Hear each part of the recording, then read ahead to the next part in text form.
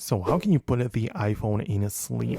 Let me show you a couple of different angles or things you might have in mind. So let's just get started. If this is your first time on this channel, subscribe so you never miss anything important.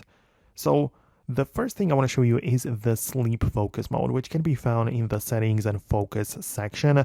And the sleep is like the mode which you want to use obviously during the night, and it is supposed to filter out a certain people or apps. So you can choose a different lock screen, home screen, and it's just like a different setup for your night.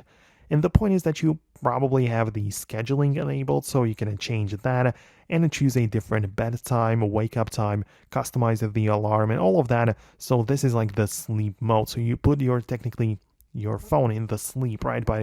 By filtering out all of the notifications and making the phone behave differently.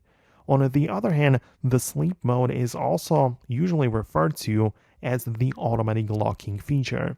This can be found in the display and brightness section of your settings, and there is the auto lock right there. So it's just a period of inactivity after which the phone will be put to sleep. So I personally keep it at 5 minutes, meaning that after 5 minutes of not touching the screen, it will be put in a sleep. So that's another angle you might look at it. So yeah, obviously if you want to like put your phone to sleep entirely, you can like turn it off completely by holding down on the power button and volume down and like shut it down. So that's another way to look at it. So let me know if we managed to fix the thing for you.